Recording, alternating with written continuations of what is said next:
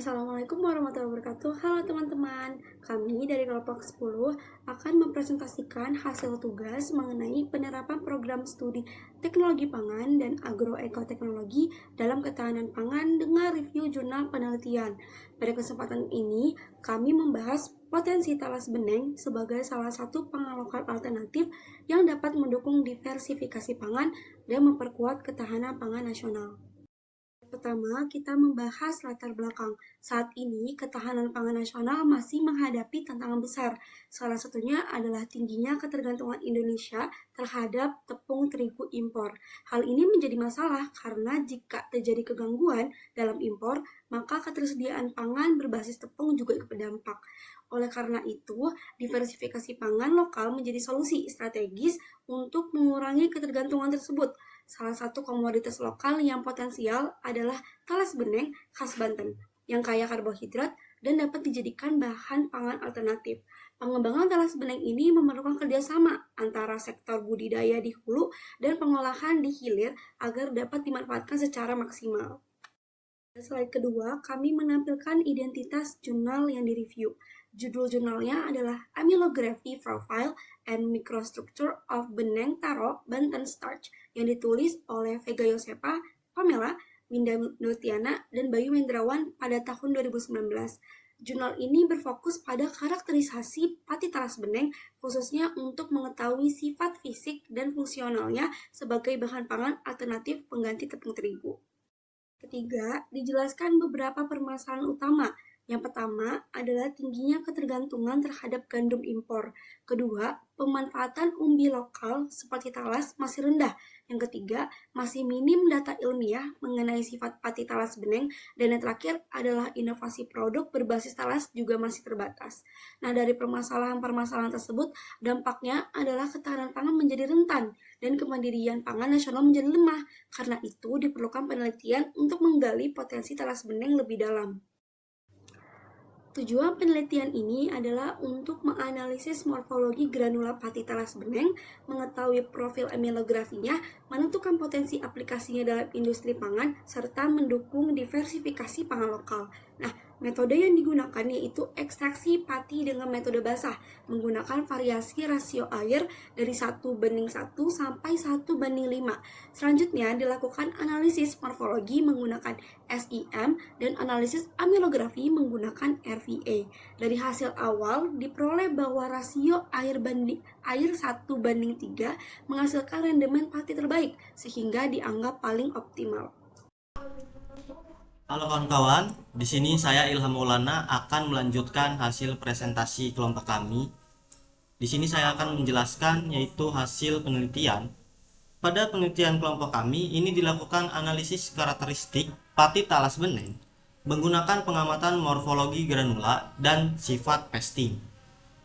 Berdasarkan hasil SEM, granula pati talas beneng ini memiliki bentuk poligonal dan ukurannya yang relatif seragam.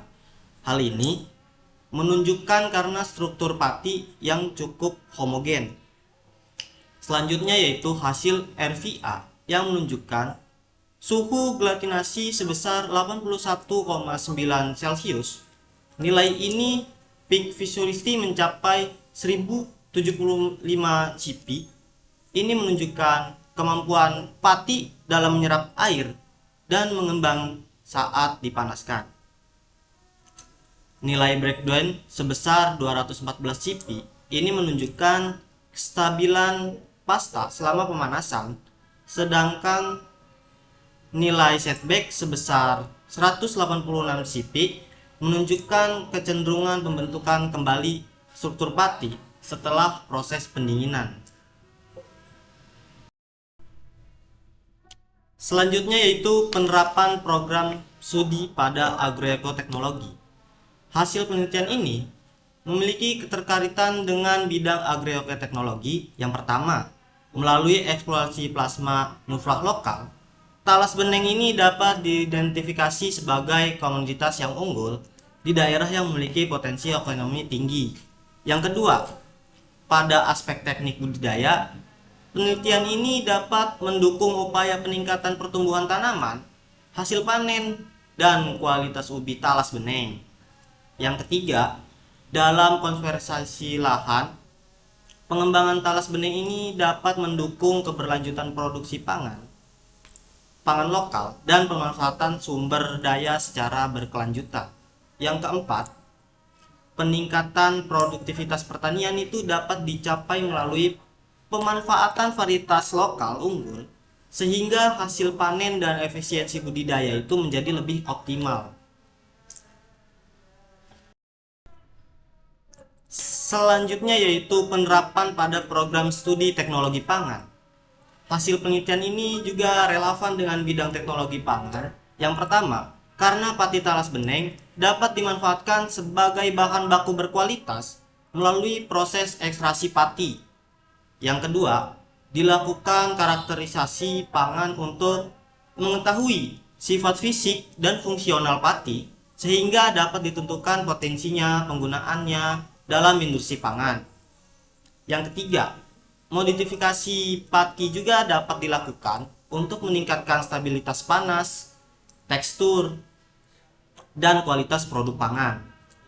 Yang keempat yaitu yang terakhir, pati talas beneng ini berpotensi digunakan sebagai bahan inovasi produk pangan, misalnya sebagai substitusi mie, cookies, dan berbagai produk olahan lainnya.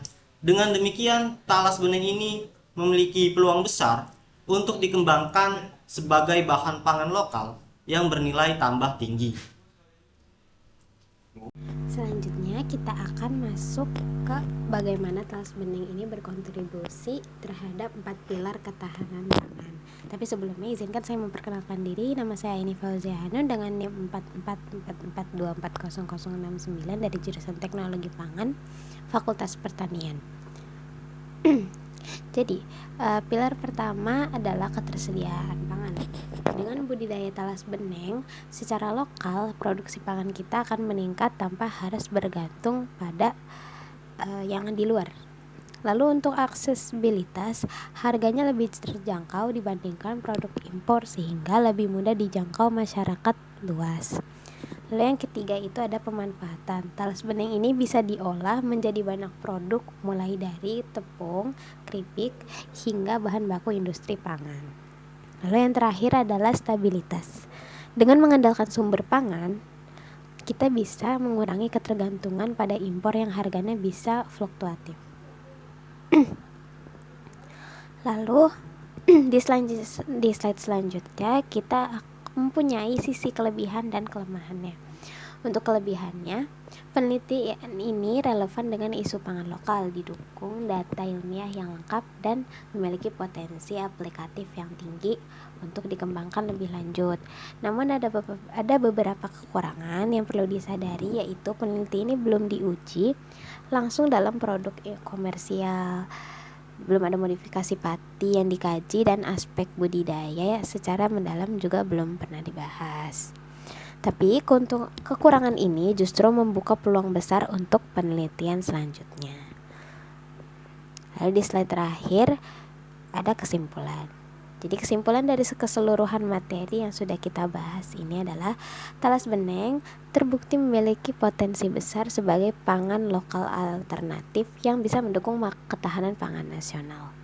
Agroekoteknologi berperan dalam meningkatkan produksi dan kualitas bahan bakunya, sementara food teknologi berperan dalam pengolahan dan inovasi produk berbasis talas beneng.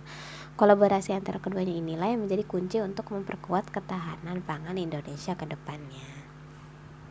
Nah, itu tadi pembahasan kita mengenai potensi talas beneng dalam mendukung ketahanan pangan Indonesia. Semoga video ini bermanfaat. Terima kasih sudah menonton. Wassalamualaikum warahmatullahi wabarakatuh.